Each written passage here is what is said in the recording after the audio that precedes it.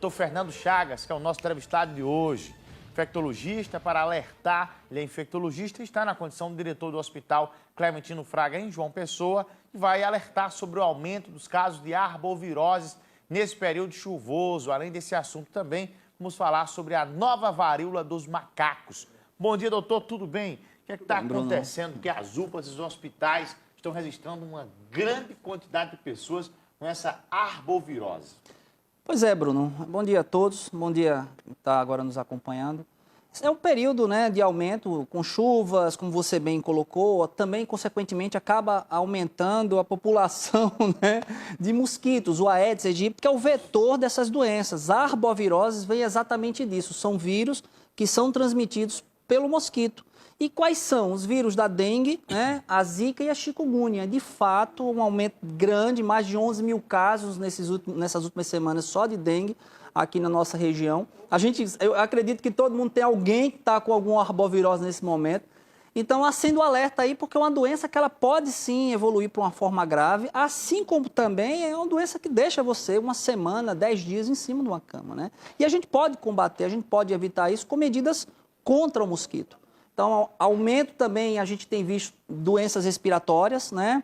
Por conta também desse período, principalmente em crianças, a gente tem observado lotações nas urgências pediátricas e também as doenças diarreicas. Então, assim, é um cenário que preocupa mais esse momento aqui, por exemplo, né, da gente levar informação para as pessoas aprenderem a evitar, faz a diferença, né? A arbovirose causada, inclusive as doenças causadas por conta do Aedes aegypti. Exatamente. Quais são as sequelas deixadas e quais são os sintomas do paciente que está em casa agora? Eu, por exemplo, estou com uma tosse, já estou completando hoje 20 dias, há mais de 20 dias com essa tosse, quase um mês você com tosse. Isso é normal? Não, essa sua tosse é sequela de um quadro respiratório, né? É comum, às vezes, Bruno, a persistência dessas sequelas, que não quero deixar você triste, mas que podem durar até 6 semanas, olha só, né? Que são de quadros respiratórios, que difere um pouco da relação às arboviroses. Na verdade, é uma forma da gente diferenciar. A arbovirose, ela causa o quê? Quais os sintomas, né? Febre, dor no corpo, dor de cabeça. No caso da dengue, é muito comum dor ao redor dos olhos. Pode sair mancha no corpo, que a gente chama de exantema. A zika, por exemplo, no primeiro dia já sai mancha. Na dengue, a partir do terceiro dia, metade das pessoas podem ter manchas no corpo. Qual o problema? Na dengue, a gente tem que ter cuidado por conta do risco da forma grave, a dengue hemorrágica. Então, você está com dengue, começou a apresentar dor de barriga e vômitos, é importante buscar logo o médico, porque pode ser isso aí. É importante prestar atenção nisso, evitar anti-inflamatório no caso da dengue. Se a pessoa tiver sintomas respiratórios, aí a gente já não vai pensar tanto nas arboviroses, a gente vai pensar nos vírus que causam doenças respiratórias. A influenza, por exemplo, aí entra a importância também da vacina, né? Dia 4 a gente vai ter o dia D de vacinação em todo o estado, as pessoas lembrarem também de buscar. Mas no caso de tosse, coriza, respiratória, a gente pensaria mais nos vírus respiratórios. Também lembrar da chikungunya, né? Por quê? Porque acomete as articulações e pode, inclusive, Bruno, evoluir para uma forma crônica. Então, as pessoas com mais idade, com comorbidades, prestar atenção em relação à chikungunya, porque se ela persistir, essas dores articulares persistir por semanas, buscar atendimento, porque pode se tornar a forma crônica. Mal saímos do Covid, já estamos aí enfrentando a onda da varíola dos macacos.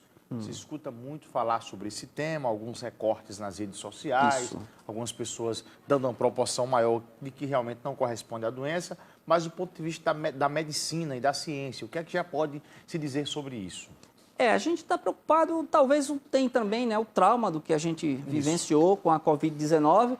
Eu lembro lá atrás que muita gente ficou se perguntando, essa doença vai chegar aqui e chegou.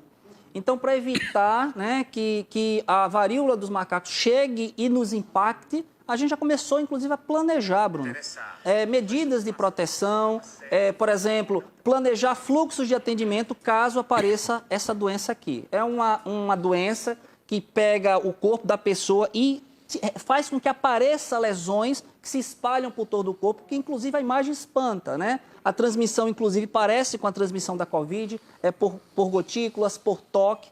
Então, acaba sendo as mesmas medidas de proteção. Não temos casos suspeitos aqui na Paraíba. Mas se aparecer, né, doença viral, com manchas, com lesões na pele, nós já podemos, inclusive, buscar esse paciente, fazer o diagnóstico, isolar e já iniciar medidas que evitem que a doença se espalhe. O senhor esteve à frente de uma força-tarefa, à frente do hospital referência aqui no estado de tratamento para o Covid-19.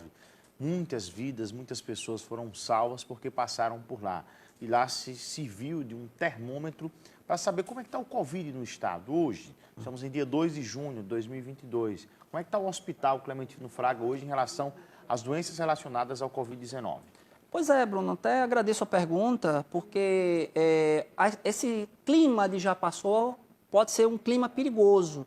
Por exemplo, a gente está havendo flutuações de casos. O que significa flutuações? Os períodos com mais e com menos casos. E nesse exato momento, nós estamos em um período com mais casos. Observamos nesses últimos dias aumentos de casos de Covid. Só para você ter uma ideia, nesse exato momento, eu tenho 6 pacientes internados na UTI Covid do Complexo Hospitalar Clementino Fraga.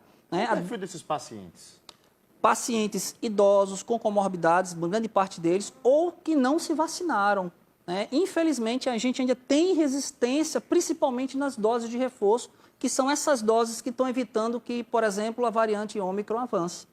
Por exemplo, agora, com a chegada do período junino, é óbvio que a gente vai se aglomerar, sair um pouco, se expor um pouco mais. Então, a gente precisa atualizar a vacinação para evitar que, pós-período junino, a gente tenha aumento de casos de Covid. É importante manter, avançar no sentido de diminuir cada vez mais. Então, dia 4, por exemplo, agora de junho, a gente vai ter o dia D de vacinação, que vai vacinar contra influenza, vai vacinar contra a Covid, vai vacinar contra o sarampo e vai ser aberto a todos. Então, vocês busquem uma unidade próxima que estiver oferecendo vacina no dia 4, para a gente poder sair nesse período junino mais tranquilo, com a certeza de que nós nos protegemos.